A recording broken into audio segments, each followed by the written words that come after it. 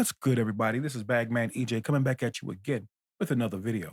And in today's video, we're going to dive into a podcast where the podcast host has some choice words for single mothers that ended up triggering the whole panel, who happened to be a panel full of single mothers. This video here isn't going to be your usual dump on the single mothers, right? So stay tuned until the end of the video, where I'm going to go ahead and give you ladies some game, on how to improve your situation and get that man that you want, or at the very least, increase your likelihood of doing so.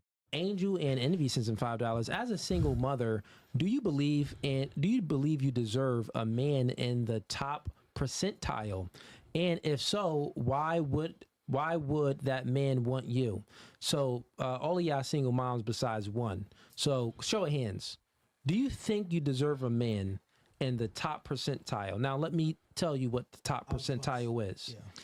The top percentile is, let's go with height, just 6 foot. If you want a man that's 6 foot or above, that's only about 15% of the population, or it could be even less than that. If you want a man to make 100K minimum, that's about 10%. You looked it up recently? Okay, so yeah, it's 10% of the population. Of in the US, yeah. 100K. So with that being said, kids or no kids?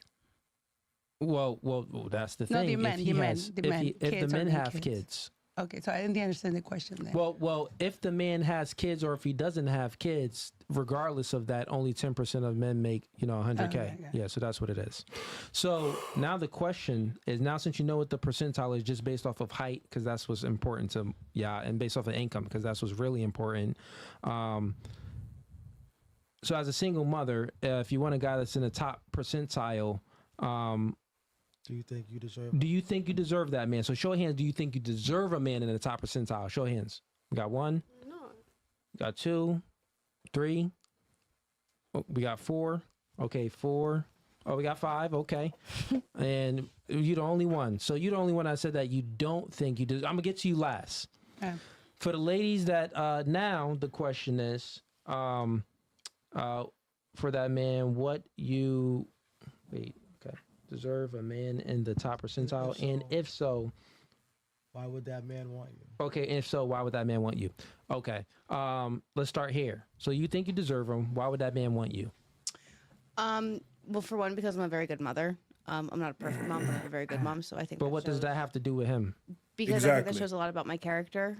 And why do I think I deserve it? Because I believe that. Well, wait, time out. That doesn't show that.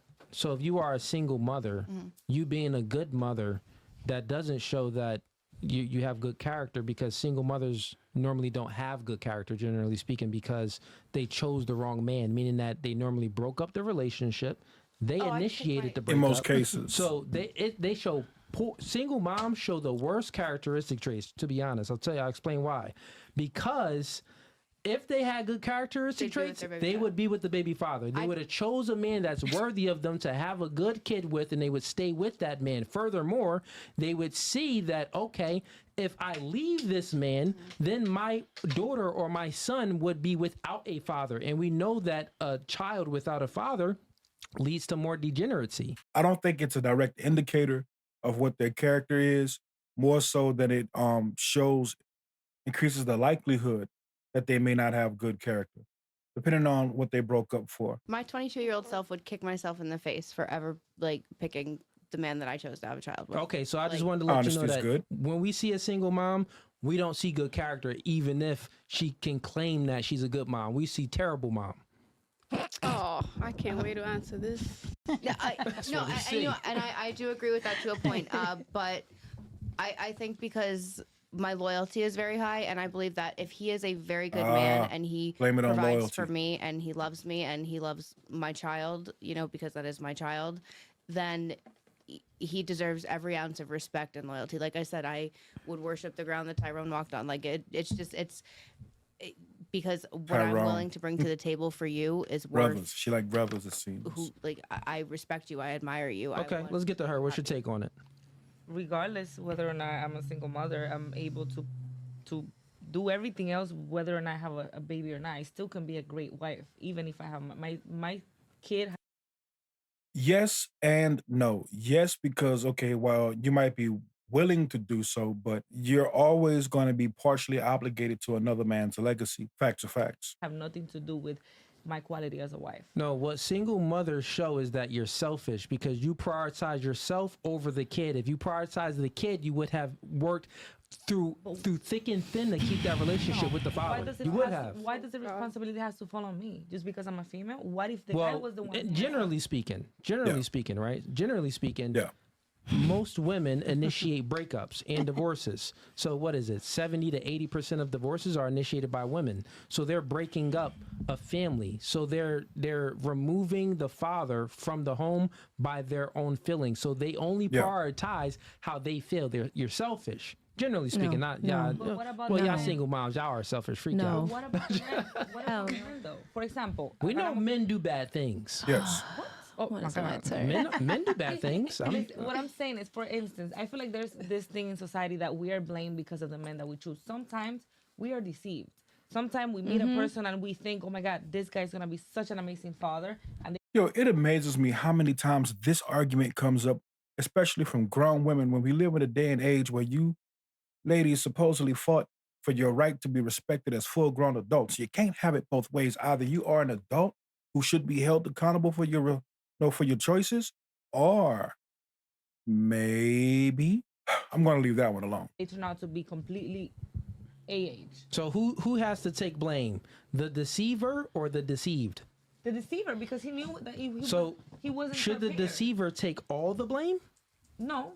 Should the deceived take some blame? Take some blame, of course. Because for example, okay, so that's accountability. You do something and I have reaction to it, right? Yeah. Right? Then I am part of the problem because I have reaction to it. It's always gonna be both of our fault.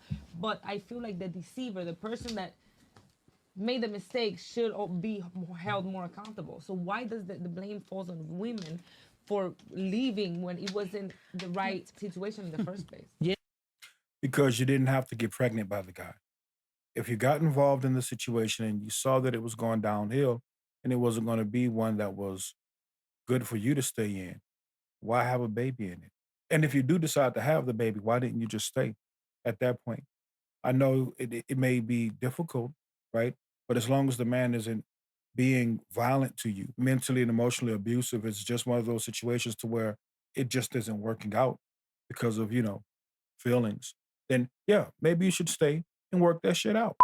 We can go on and on about the whole single mother situation and, whether men should date them or shouldn't date them, right? But here's some solid advice for the single mothers who are watching my video right now, if you happen to make it this far. If you want to increase your odds of having a healthy, happy relationship, focus on you, focus on your kid, focus on positioning yourself to where you don't need a man for anything. So that way, if you do go out into the dating game and you want to see what's out there for you, you can do so without that man having to get to know your child's mother. Instead, they can get to know you. So that way it can be as close as possible to what it would have been like had he caught you fresh. If that sounds like too much of a hassle for you, wait until your children are of legal age. I know it's a long time, but doing it that way, you can protect yourself from being just recreational use. If you like the video, go ahead and like, comment, and subscribe, and I'll catch you on the next one.